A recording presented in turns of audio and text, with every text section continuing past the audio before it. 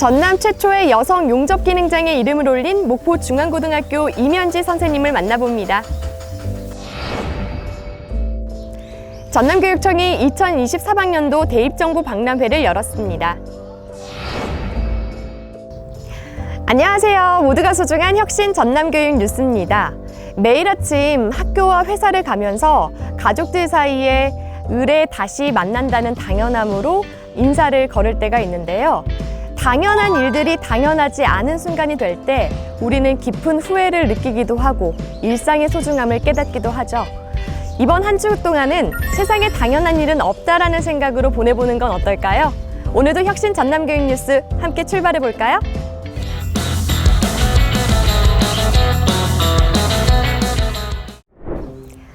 전남 최초, 전국 유일의 타이틀을 가진 선생님이 있습니다.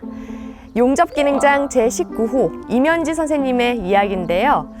용접기능장 시험의 경우 여성 취득자의 비율이 0.2%에 불과하다고 합니다.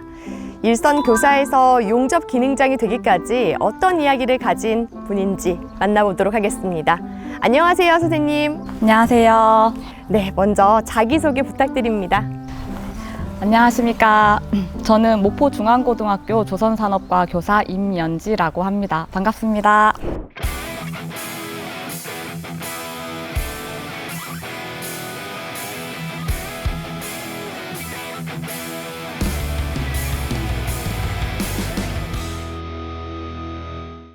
네, 반갑습니다, 선생님. 제가 앞서서 전남 최초다, 전국 유일이다 이렇게 소개를 했는데 굉장히 특별한 이력을 갖고 계시다고 들었어요. 시원하게 어떤 이력을 갖고 계신지 이야기 좀 해주세요. 좀 쑥스럽지만 요즘 축하 인사를 많이 받고 있어서 다시 한번 새삼스럽게 이게 특별한 이력이구나를 느끼고 있습니다. 며칠 전 한국산업인력공단에서 주최하는 용접기능장 시험에 합격을 했다는 소식을 들었습니다. 그 합격 소식을 들으면서 이게 이제 전남 최초다, 전국 유일이다 이번 회차에 그런 것도 같이 들으신 거죠? 네, 맞습니다. 기분이 어떠세요? 그런 타이틀을 받으면? 학생들에게 좋은 기감이 된 것 같아서 뿌듯한 마음이 큽니다. 이후에 이제 학교에서는 기능장 선생님이라고 불리고 있습니다. 네. 그렇구나. 이제 일선 교사인데 또 기능장까지 이제 덧붙여서 기능장 선생님이라고 불리고 계신데요. 사실 교사 업무를 하면서 기능장 시험을 준비하기가 쉽지 않았을 것 같아요. 이렇게 자격증을 취득하게 된 계기가 있을까요? 제가 교과 수업을 용접 담당을 하고 있는데 학생들을 용접 기능사 그리고 특수 용접 기능사 지도를 하고 있어요. 네. 그리고 이제 그 중에서 좀 더 기능력이 있는 학생들을 대상으로 대회에도 출전시키고 있는 상황이라서 그런 교과보다 좀 더 제가 전문성을 가져야겠다라는 생각이 들어서 그 한층 더 이렇게 높은 전문성을 제가 지니기 위해서 도전하게 되었습니다. 선생님 혹시 교사 이전에 현장에 또 경험이 있으신가요? 네, 저는 조선을 전공했는데요. 공부를 하다 보니까 조금 재미있어서 대학원까지 진학을 하게 됐어요. 그리고 실제로 산업체에서 선박 설계를 했습니다. 구조 상세 설계를 했는데 제가 그린 도면이 야드에서는 실제로 배로 만들어지는 과정들을 보면서 설계에서 라인 하나만 잘못 그려도 사실은 이제 현장에서는 되게 많은 수습 과정들이 이제 필요하거든요. 그러면서 용접에 대해서 많이 공부를 시작하게 되었습니다.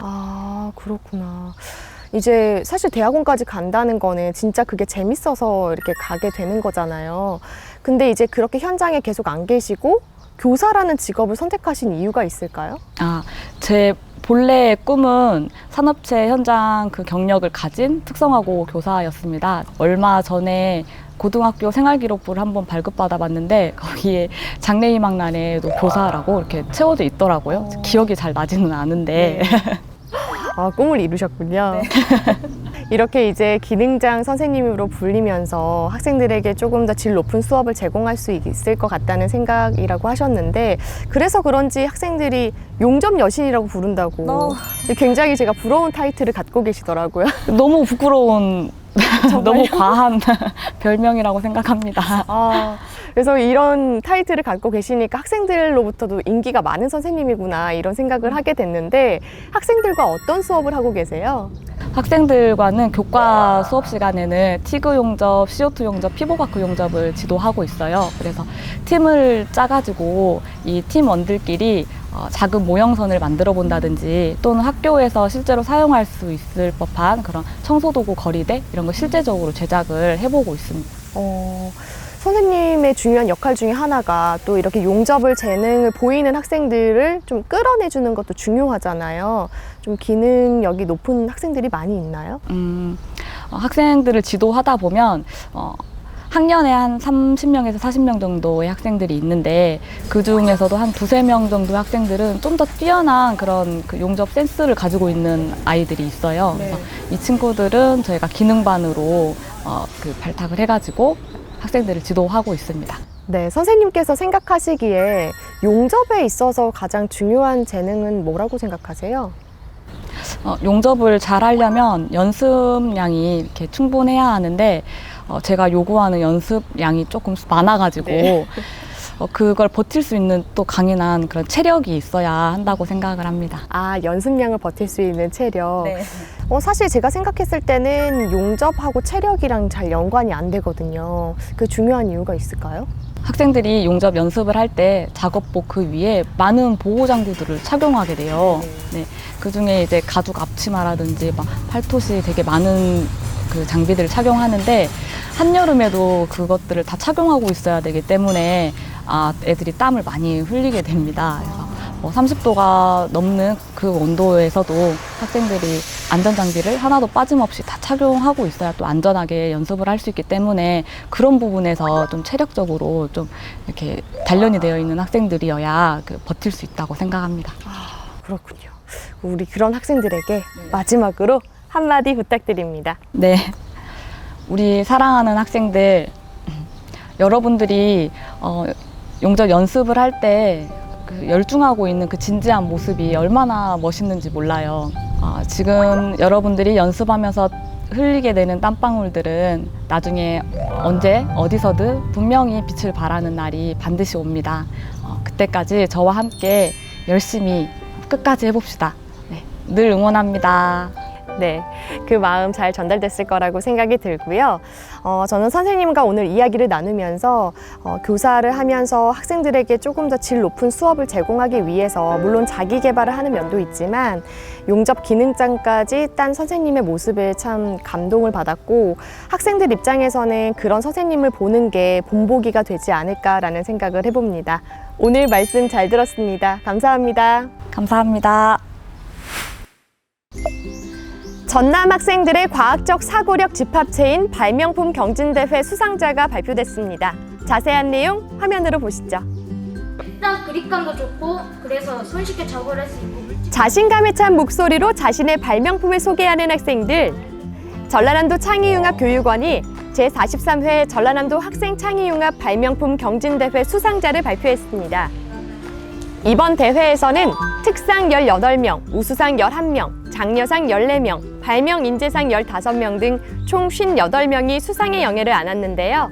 학생들은 일상생활 속 불편함뿐만 아니라 노인과 장애인의 어려움을 고민한 발명품, 환경의 소중함을 일깨워주는 발명품 등 다양한 작품을 출품했습니다. 이날 현장에서 학생들은 발명품의 장점, 우수성에 대한 발표, 작품 제작과 탐구 과정에 대한 심사위원의 질문에 답하며 창의성과 과학적 사고력을 유감없이 발휘했는데요. 이번 대회 특상 수상자들은 오는 8월 개최 예정인 제43회 전국학생과학 발명품 경진대회 전남대표로 참가합니다. 진지하게 자신의 발명품에 대해서 설명하고 또 발표하고 당당함을 보여준 우리 학생들, 정말 일상에서 과학을 찾았는데요. 여러분의 앞날을 응원합니다. 대입 전형은 종류도 여러 가지고 시시각각 변해서 정보 싸움이다라는 말이 있죠.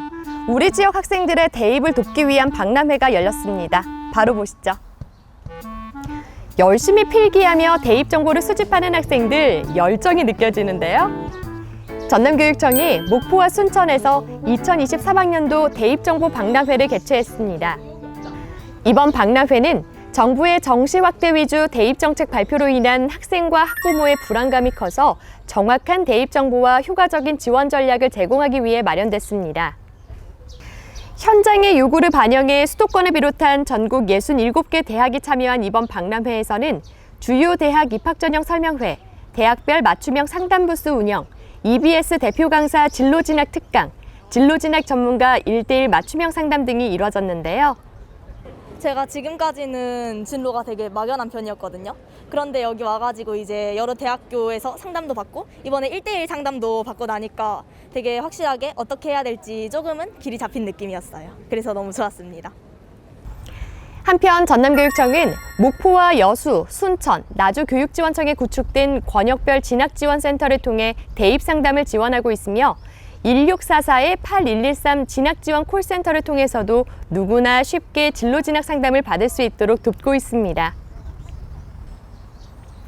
혼자 가면 빨리 가고 함께 가면 멀리 간다는 말이 있습니다. 우리 학생들 대학 입학 설계는 전남교육과 함께 멀리 잘 가봅시다. 어린이 보행자 교통안전교육, 이제는 가상현실로 준비하고 있습니다. 화면으로 만나보시죠. 전라남도 목포교육지원청이 가상현실을 활용한 교통안전교육의 새로운 방향을 제시하기 위해 VR 기반 어린이 보행자 교통안전교육 워크숍을 열었습니다. 미국 조지아대 학습설계공학 최익성 교수의 특강으로 운영된 이번 행사는 목포시의 12세 이하 어린이 교통사고 발생률이 다른 중소도시에 비해 높은 상황을 감안해서 기존 교통안전교육 방식을 넘어 VR 기반의 새로운 교통안전교육 프로그램을 현장에 적용하기 위해 마련됐는데요. VR 기반 교통안전교육은 초등학교 1학년에서 3학년을 대상으로 보행 중 돌발적으로 발생할 수 있는 다양한 교통사고의 유형을 가상현실에서 경험하고 상황별로 대응하는 능력을 키워 교통사고를 예방하는 프로그램입니다. 전남교육청과 목포교육지원청은 VR 기반의 어린이 보행자 교통안전교육을 내년부터 목포 관내 초등학교 5곳에서 시범 운영한 뒤 전체 학교로 전면 시행해서 5년 내에 어린이 보행자 교통사고 발생 수를 절반으로 줄이는 것을 목표로 하고 있습니다. 비행 훈련을 할 때 시뮬레이션 한다고 하죠. 직접 경험하기 힘든 상황을 시뮬레이션 상황을 통해서 사고 대처 능력을 기르는 건데요. 우리 아이들의 안전과 직결된 교육인 만큼 현장에 잘 안착할 수 있기를 기대합니다. 이어서 전남교육통에서 눈길을 끈 사진 보겠습니다. 무안중학교가 미래 자동차 학교 프로그램을 운영했습니다.